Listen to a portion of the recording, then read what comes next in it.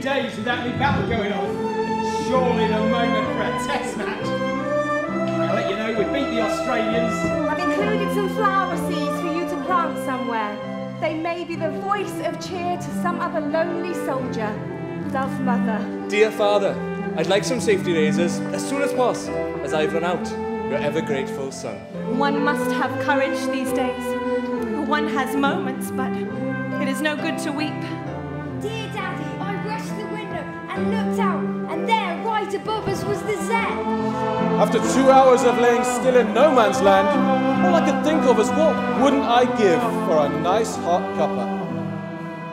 I find myself clenching my hands tight so it hurts. There are no words for it.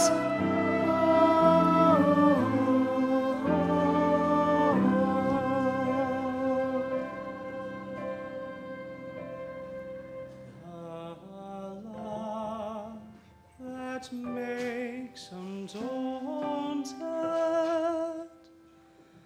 a final sacrifice.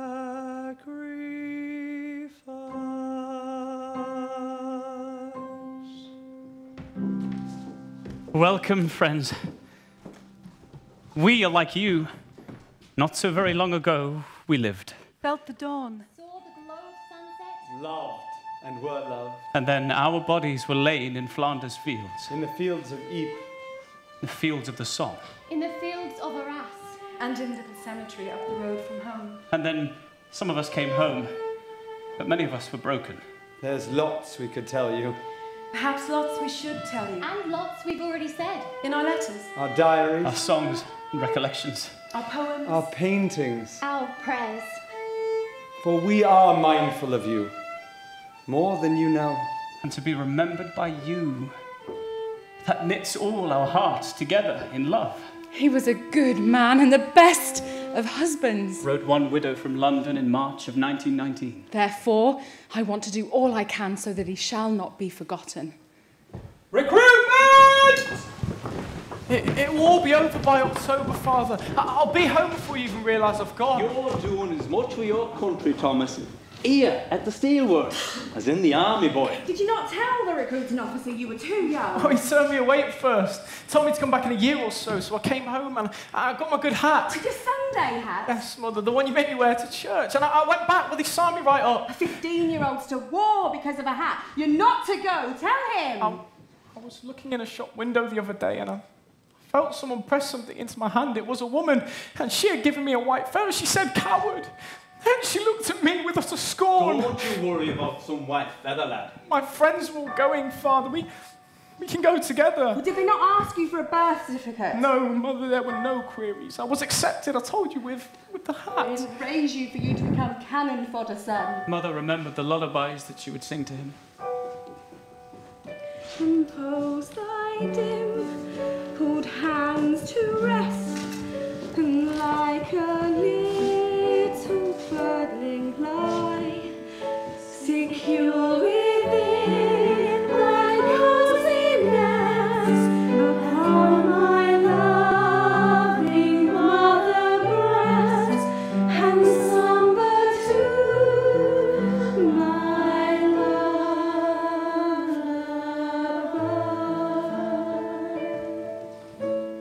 I report in the morning, Mother. You can change your mind, you know. You're I underage. want you to go be a soldier. You'll come back to us all in pieces. Some mothers are proud of their sons for being enlisted, you know. You can see it in their And faces. they shall mourn. Do I have your blessing, Father and Mother? You do, son. Yes. My blessing, no. But my love, yes. Every bit of you is loved, and my love is more fierce than my blessing. And here you lump. What have you done? Departure! Say your final goodbyes, 1 minute to departure. It'll be over by Christmas. All right, every day. Look after my pigeons for me. They do love to be first. Keep the home fires burning while your hearts are yearning. Though your lands are far away, they dream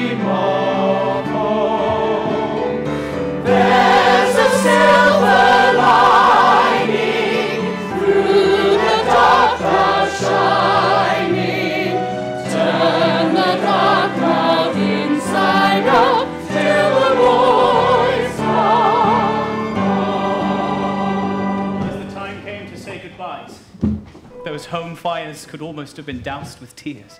This was not a time where words of affection were bearable.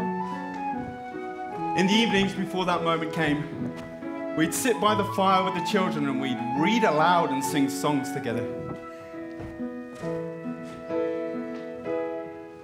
The big ship sails on the alley-alley-o, the alley-alley-o, the alley-alley-o. The big ship sails on the alley-alley-o on the last day of September. In the daytime, the children helped me saw fallen trees into logs. We knew each other's agony. All we could do was to speak sharply to each other. Now remember, Elizabeth, that this key is to the box with all the important papers, like our marriage certificate and our children's birth certificates and my life insurance policy. You may need them at some point, so don't go leaving this key about. Can't you just leave all this unnecessary tidying business and put up that shelf you promised me? That wall's too rotten for a shelf. The last evening comes. For a treat, the children are to have their bath in front of the blazing fire. David scrubs them in turn. They laugh, making the fire hiss with their splashing. After the bath, David reads to them. They sit in their nightgowns, listening gravely. And then, just before they kiss him goodnight, he says, Now remember, that while I'm away, to be kind. First of all, be kind to Mummy. And then be kind to everyone and everything. And they assent together and joyfully hug and kiss him as he carries them up to their bed. We are then left alone, unable to hide our agony, afraid to show it. We speak of the garden. Put the beans in directly as the snow disappears. And if I'm not back in time, you better get someone to help you with the digging. And I nod because I can't speak. And I try to smile. I sit and stare stupidly at his luggage by the wall and his roll of bedding and his kit bag. But I cannot see for the tears. Shakespeare sonnets. Shall I read you some? So are you to my thoughts as food to life, or as the sweet season showers are to the ground. He reads one or two to me. His low, tender voice trembles as he speaks the words. Oh, that tremor is my undoing. Oh, don't read any more, David. I can't bear it. No one but you has ever found my heart, Elizabeth. We talked all night of our love and of the children. All was right. In the morning, David got up and made the fire. The children clambered onto our laps. I was not afraid of crying anymore. My tears had been shed. Oh, my heart was empty, stricken with something that tears would not express or comfort. We'll come to the station with you. For now, you must be off. So, hand in hand, we went downstairs and out to the children in the garden. And there we walked to the station together. Before he got on the train, he said, Remember, Elizabeth, and no matter what happens, all is well between us forever and ever. Those were the last words that Second Lieutenant David Thomas, Royal Garrison Artillery, ever said to his wife. As the train pulled away, he turned back to wave. I put my hands up to my mouth to call out, but no sound came. Panic seized me and I ran following the train, then stood there a moment with straining eyes and ears, then with leaden feet, which stumbled in a sudden darkness that overwhelmed me. I groped my way back to the empty house.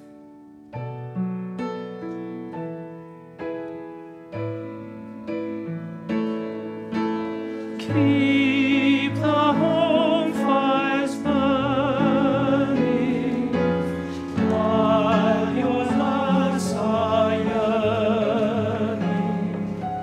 Though your hearts are far away, they dream of home.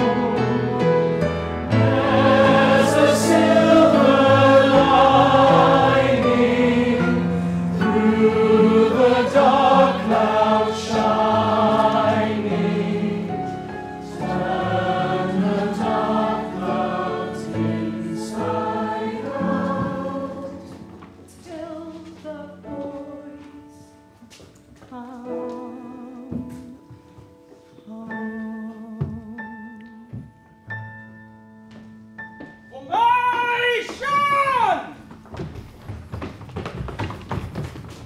Now, when I says fix, you don't fix.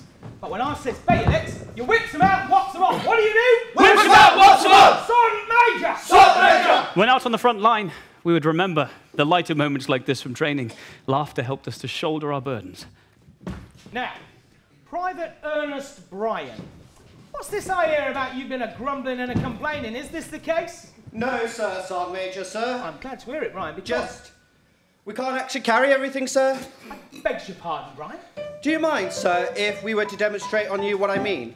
Now that we have the full kit and everything to train with, sir, we can't actually carry it all. You can't carry it all? Are you men or mice?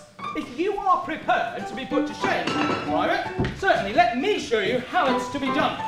Bombs in your pocket, sir. Sandbags, spade, kit, extra rations, and ammunition around the neck. How does that feel, sir? It's quite the way, I'll give you that. You haven't started yet. You forgot the rifle. You've got to put that up. And how are you going to carry it, sir? Slung around your neck? You can't.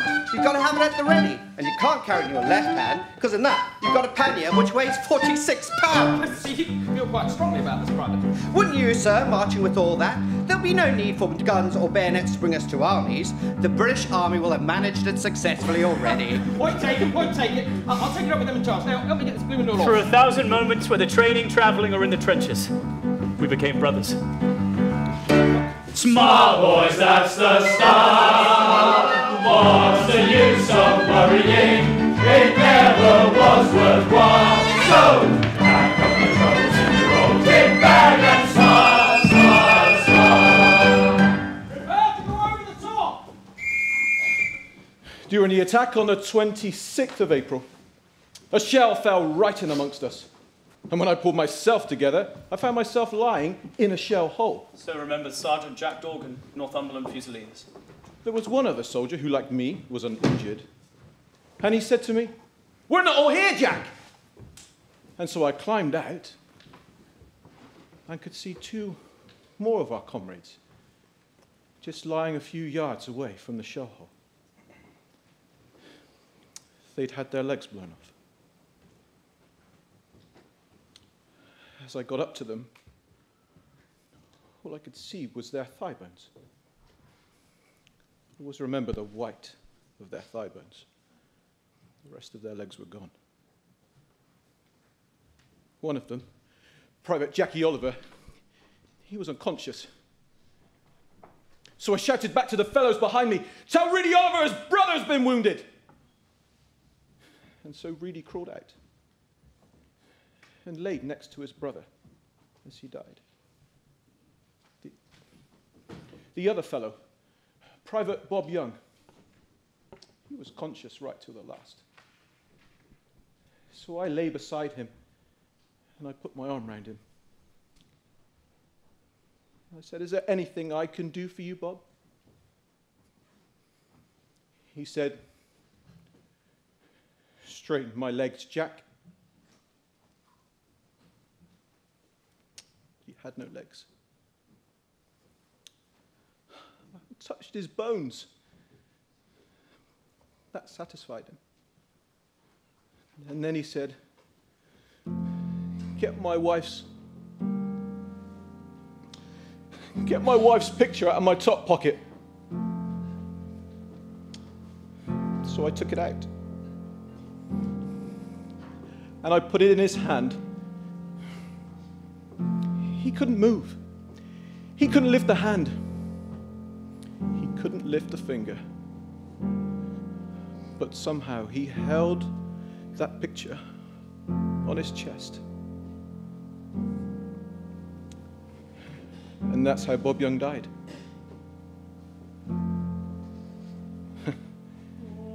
And then we heard the singing. For the wings of a dove, far away would I roam.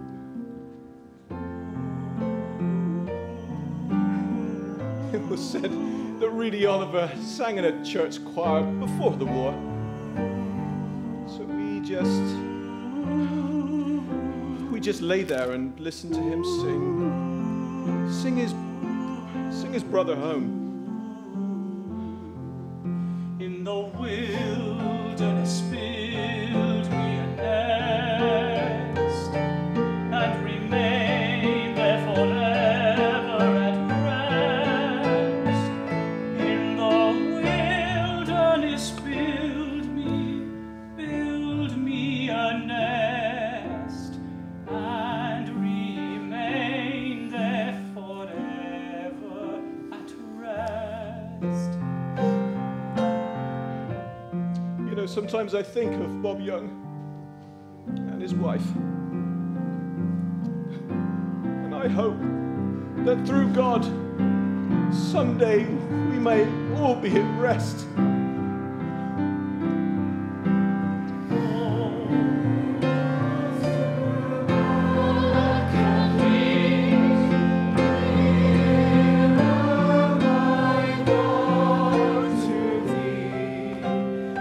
Oh, for the wings of a dove, nearer to thee.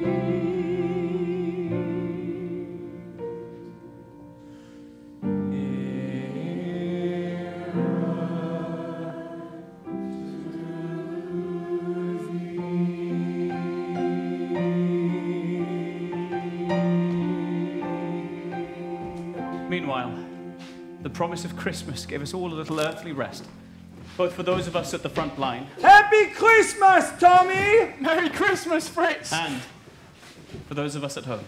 I was at our local village church on Christmas Eve. They had decided upon a concert of Bach's music. Get your heads down, you lunatics, if you don't want to get them shot off. Oh, shut up, Sergeant, it's Christmas time! The church was full of elderly men, us women of all ages, and a sprinkling of soldier lads on what may be their last Christmas in this world.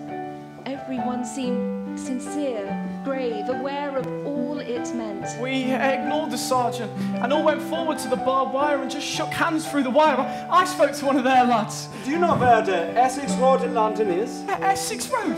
My uncle has a shoe repairing shop there. Yeah, wirklich? Really? With the first rasping notes of music, there came before my mind the fact that there also, in Bach's own country, were crowds like this one, listening to this same Christmas music. There's a barber shop on the other side where I used to work. You probably cut my hair. There, German women were praying just like us. Give us, O God, strength to live in such times. Gib uns, o Gott, Stärke, in solchen Zeiten zu leben. Teach us to forgive. Lehre uns zu vergeben.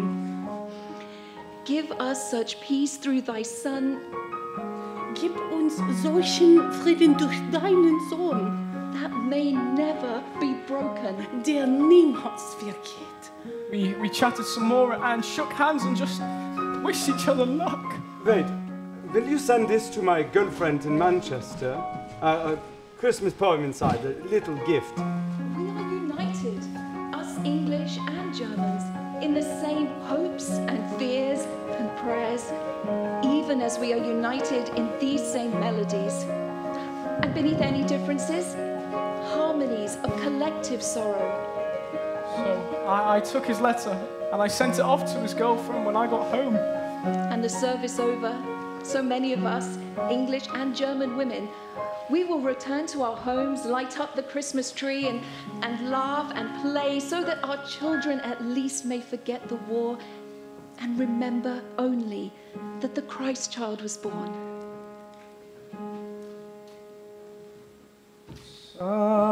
Silent night, holy night.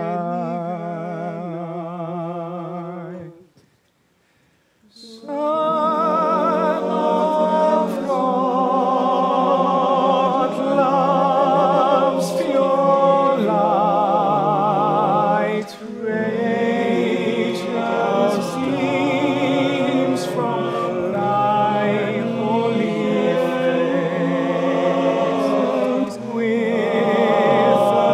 the dawn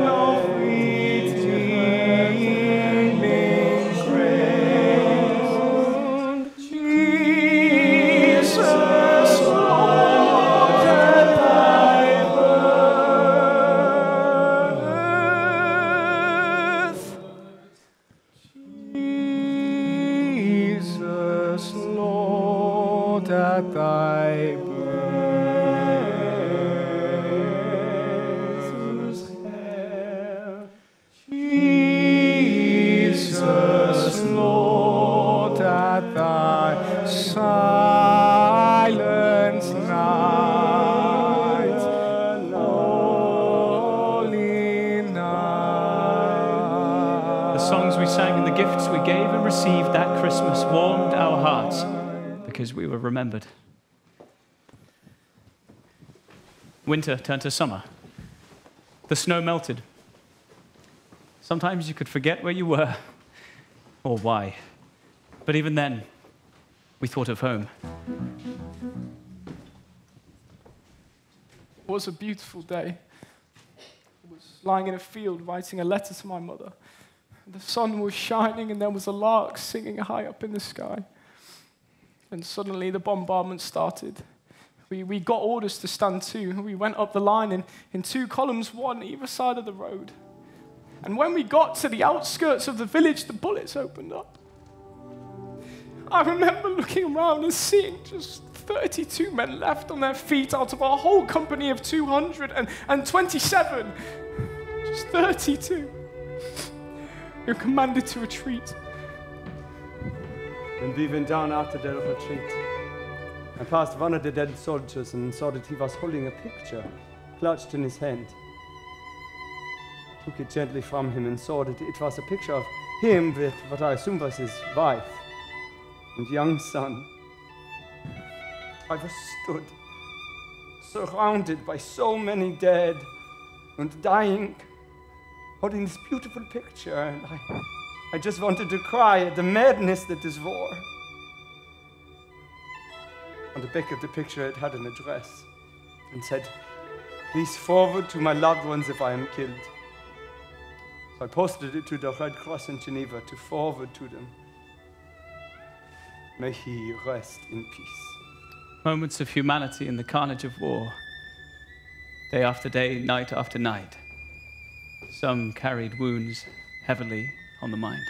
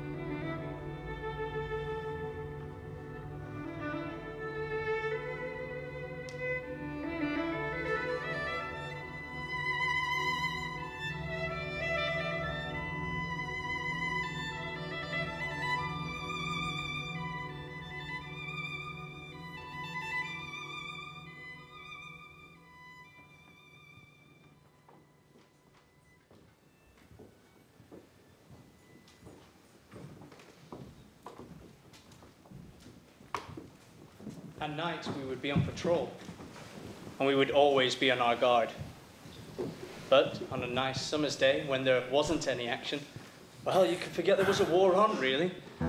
The birds, they might start singing if the sun was up, and the lads, they'd sit on the fire step and they would talk and sing.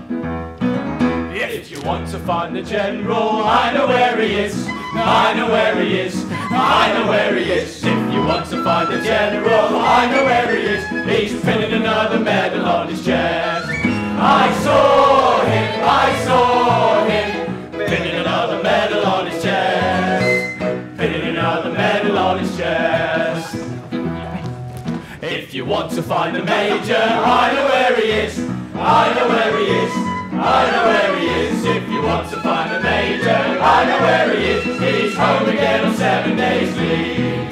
I saw him, home again on 7 days leave. Home again on 7 days leave. Then was the man they called Corny Joe. Hey, Corny Joe! That's on Corny Joe! Corny Joe was always cornets and played British songs to us. And when he played, he shouts, "Go on! Go on, Joe!" As the lines weren't too far apart, he would ask us what we'd like to hear. Oh, and we would call them out. What about, are we down home? No! A long trail line! Get down! Take us back to dear old Blighty! Yes! Take us back to dear old Blighty. Put me on the train for London town. Take me over there, drop me anywhere. Liverpool, Leeds or Birmingham, well I don't care. I should like to see my best girl. Together again we soon should be. Whoa, tiddly-iddly-ighty, hurry me home to Blighty. Blighty is the place for me. Take me back to dear old Blighty. Put me on the train to London town. Take me over there, drop me anywhere. Liverpool, Leeds or Birmingham, well I don't care. I should like to see my best girl. Together again we soon should be. Oh,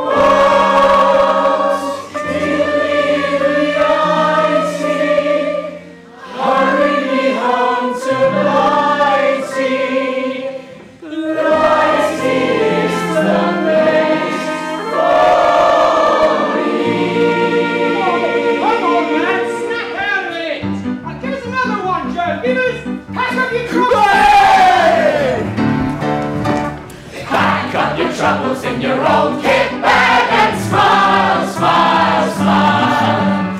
While you the Lucifer to light your bag, smile, boys, that's the start. What's the use of worrying? It never was worthwhile. So pack up your troubles in your old kit bag and smile, smile, smile. One more, Corny Joe! Tipperary! It's a long way to Tipperary. It's a long way to go. It's a long way to Tipperary, to the sweetest girl I know. Goodbye, Piccadilly. Farewell, Leicester Square. It's a long, long way to Tipperary, but my heart lies there. Lies there. Well, on days like this, there was nothing else that we could do but talk, reminisce, and sing. But then you'd hear a bullet overhead. And you wouldn't be sure if it was the birds as they mimicked the sounds of the bullets now, or if it was Cornet Joe and his men being given their orders to shoot at us once again. There's a long, long trail winding into the land of my dreams, where the nightingales are singing.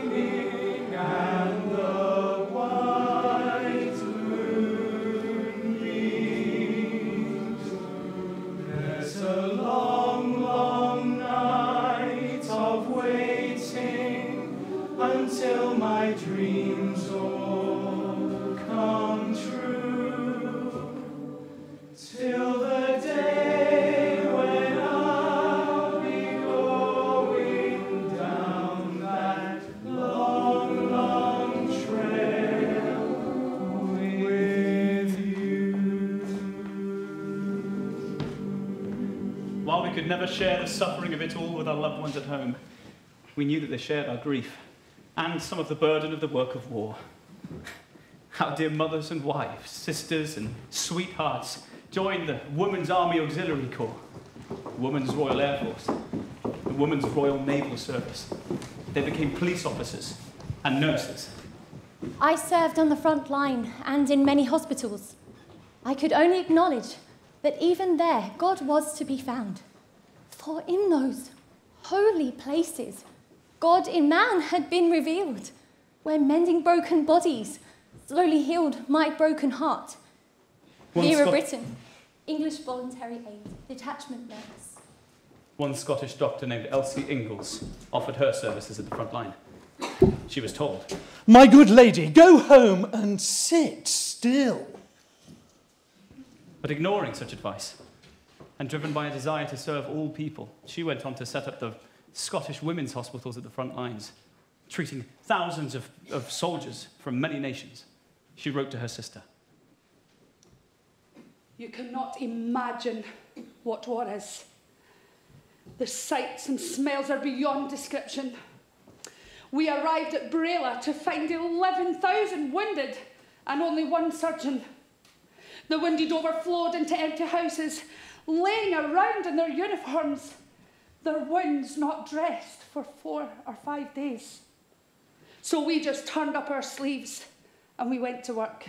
Elsie Inglis and the nurses she led and trained went on to save thousands of lives. It was said of them that they will shine in history. Thousands of women also worked in munitions factories, like Mrs. M. Hall, who remembers.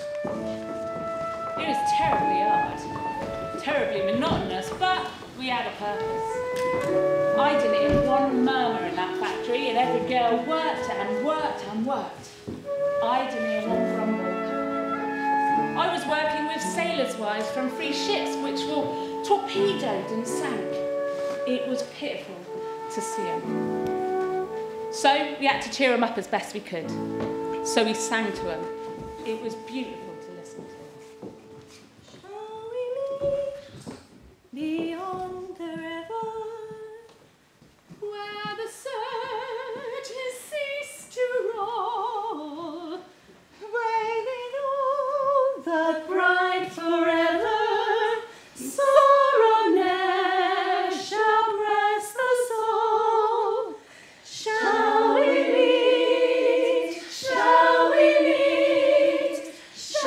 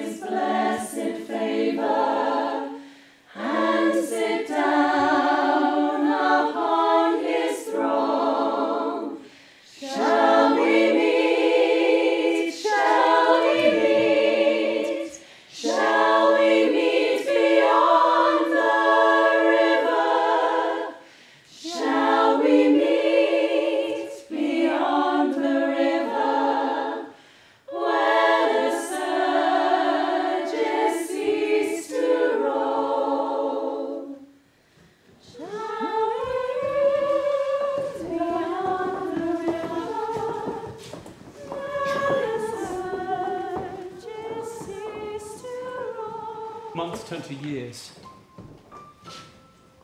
Once, I found a prayer book in the pillbox of Polkapelle.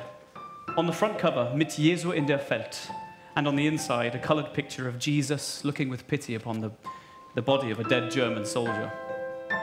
The same picture as in our own field prayer book, with Jesus in the field. The only difference was the uniform of the dead soldier, German in one and our khaki in the other.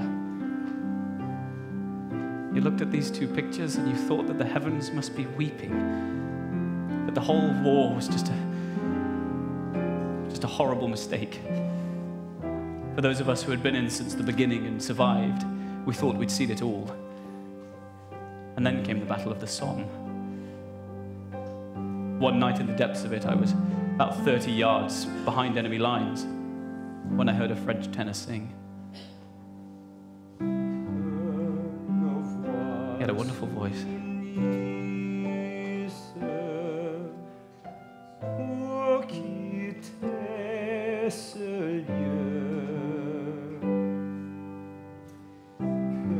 First day of the Somme, July 1st, 1916. 57,470 British casualties, the greatest loss of life the British Army has ever experienced in one day. Have mercy, O Lord, on all the nations of the earth. Total British casualties for the Somme, 415,690. Total Irish casualties, 3,500. Remember the nobles and the great ones of the earth. Total French casualties for the Somme, 202,567. And all people, the poor, the needy, the afflicted ones of the earth. Total German casualties for the Somme, 434,500.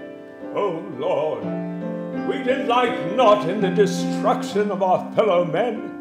Their souls are precious before thee. So many of the Commonwealth countries also fought in the Somme defending these realms. Canadian casualties, 24,029. Australian casualties, 23,000. New Zealander casualties, 7,408. South African casualties, 3,000.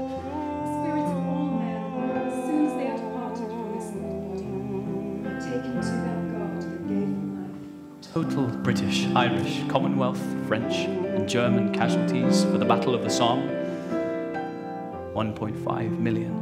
Under the level winter sky, I saw 1,000 Christs go by. They sang an idle song and free as they went up to Calvary. With souls unpurged and steadfast breath, they supped the sacrament of death. And for each one far off apart, 7 swords have rent a woman's heart.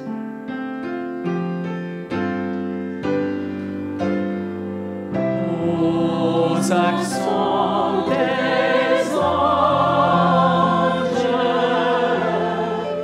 joignons nos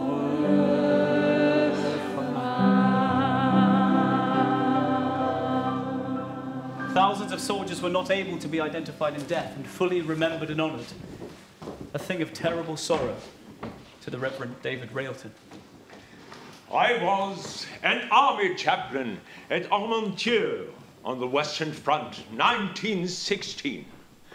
One day I saw a grave with a rough wooden cross, and on it, in pencil, was scrawled, "An unknown British soldier." How that grave caused me to think. Who was he? Who were his people? Was he just a boy? I thought and thought and wrestled in thought. What can I do to ease the pain of mother, Father, brother, sister, wife, and friend? Quietly and gradually, there came out of this mist of thought this inspiration to my soul, clear and strong. Let this body, this symbol of him, and carried home reverently over the sea to his native land. And I felt some peace. His body was brought home, chosen from amongst our unknown dead, buried hastily in the end. E or Aras. He was brought home.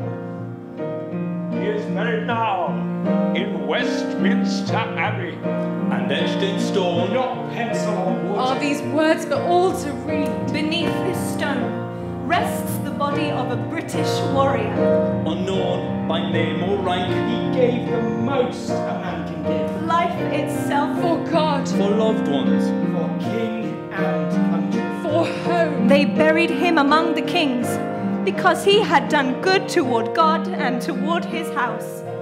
As the congregation at his funeral, we sang together.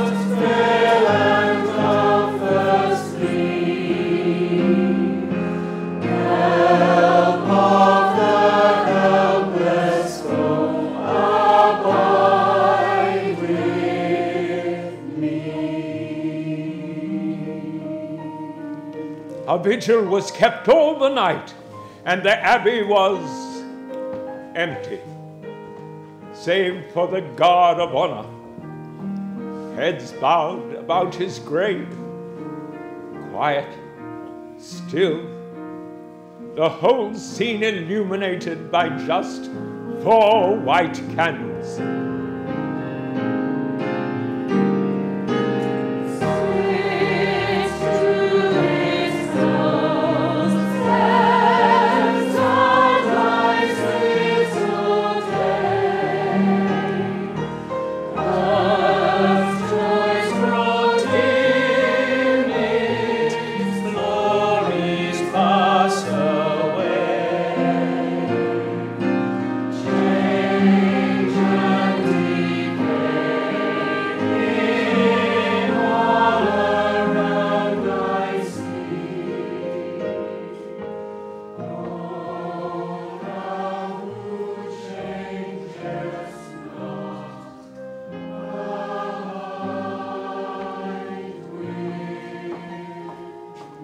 As in Adam all die, so in Christ shall all be made alive, read the inscription on the tomb.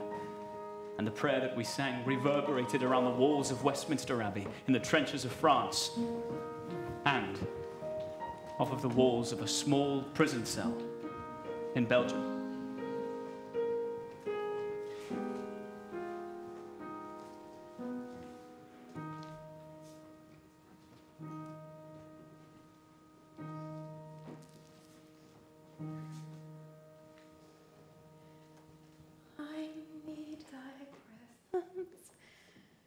Every passing hour, what but thy grace can foil the tempter's power? Ooh, like thyself. So sang Nurse Edith Cavell before facing the firing squad in occupied Belgium. Her crime, helping hundreds of men return home safely to these shores. Letter from Sister Cavell. Tell everybody I'm quite all right here. Though I should be very glad to have a red blanket and cup, fork, spoon, and plate. Not the best ones, though. She had written so many letters from that small and lonesome cell. I am so happy to know you are each devoted to your patients. Study well. Here, I am learning how precious liberty truly is. Letters to nurses that she had led in a small hospital in Belgium, where they had saved the lives of hundreds of soldiers from both sides of the conflict. When it comes to it, I find I am not afraid. What matters in the last hour is a clear conscience. Do look after my little dog, Jack, for me. He shall be so sad. In her last letter, she wrote this. If God permits, I shall watch over each of you and wait for you on the other side. Be sure to get ready for then. Before facing the firing squad, she declared, Standing in view of God and eternity, I realize that patriotism is not enough. I must have no hatred or bitterness towards anyone.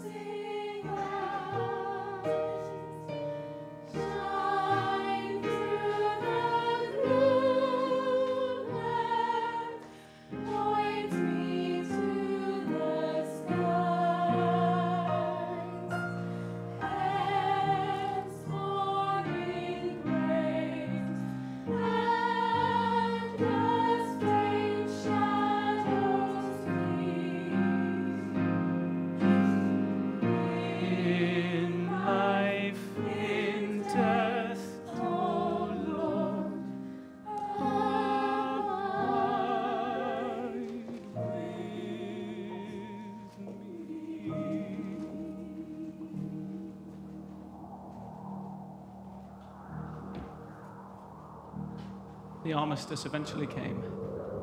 The day we had dreamed of. The guns stopped. The fighting stopped. 4 years of noise and bangs ended in silence. The killing stopped. We were stunned. I had been in since 1914. I should have been happy. But I was sad. I thought of the slaughter, the hardships, the waste, the friends I had lost. It wasn't like London, where they celebrated, of course. No, it wasn't like that at all. It was so very quiet. We were just so dazed that we didn't realize that we could stand up straight and not be shot. Corporal Reginald Leonard Hayne, 1st Battalion, Honourable Artillery Company. There was no cheering, no singing. We celebrated the armistice in silence and thankfulness that it was all over. We were drained of all emotion. Corporal Clifford Lane, 1st Battalion, Hertfordshire Regiment. On the morning of November the 11th, 1918, in the little signal office in Boulogne, France, where I was serving, I tapped out the official message to the armies in the field. Hostilities will cease at 1100 hours, November the 11th. In the little signal office in Boulogne, at 11 o'clock, nothing happened, except a silence and an involuntary glance at the clock. It was the first great silence of armistice. It was as though France had heaved a vast sigh of relief. Then, as I made my way down to the quayside, every siren and hooter was let loose. Every church bell clanged a deafening roar, but not a sound, not a movement from the hundreds of human beings that thronged the streets. Some of us tried to cheer, but voice failed. Then, suddenly, through the noise and din, the sobbing of a woman. Fini, incroyable. Almost unconsciously, I found myself at the little military cemetery behind the congested streets of the town, where our men were buried 3 deep. I could not distinguish their names through the mist of tears. As I turned to go, I stumbled and almost fell over something on the ground, a piece of wood. It was the grave of a German soldier. I stooped and knelt at the foot of the broken cross. Somewhere in Germany, a woman was sorrowing.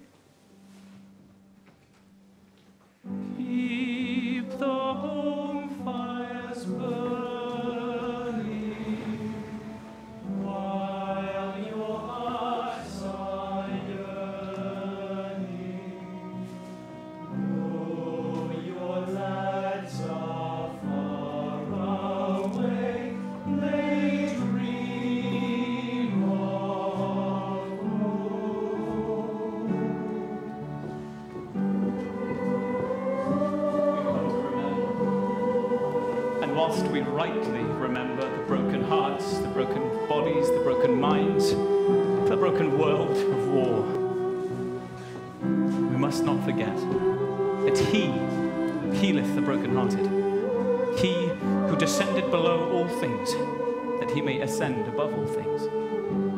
Through Jesus Christ, mother will embrace son, children their fathers, and husbands their wives, and all that is lost in that heavenly home shall be restored. And God shall wipe away all the tears from their eyes, and there shall be no more death, neither suffering nor crying, neither shall there be any more pain, for the former things are passed away. And then we shall see clearly that each of us are His daughters and sons of a loving Heavenly Father, who in His infinite wisdom and love gave His only begotten Son, that we may love and sing and weep and love and sing again, so that we may learn, if we so choose, to become like Him and return to that other country, our heavenly home, a place of gentleness and peace, where we may live as one with Jesus Christ, our King. I vow to thee, my country, all earthly things above, entire and whole and perfect, the service of my love, the love that asks no questions, the love that stands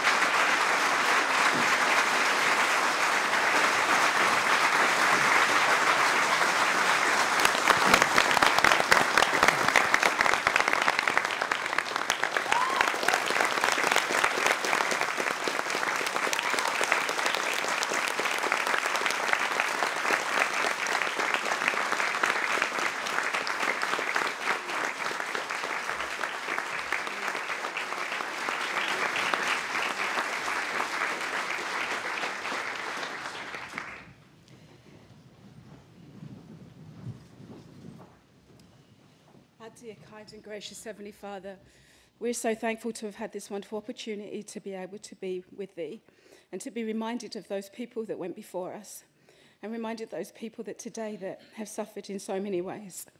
We ask, Father in heaven, at this time that Thou will allow us and enable us to do the things that are right according to Thy will and stretch out our hands to love one another and be there for one another and care for one another. Father, at this time, we share such great joy knowing that You love us and that we have a way back home to Thee through Thy Son, Jesus Christ. We ask, Father in heaven, with all our hearts that we will always remember Thee and that we will always do right by Thee. And Father, as we depart to our families and our homes and our friends and our neighbours, and as we go into our communities, we ask, Father, that we're able to do this with love and share love and keep peace wherever we go. We ask these things humbly in the name of Jesus Christ. Amen. Amen.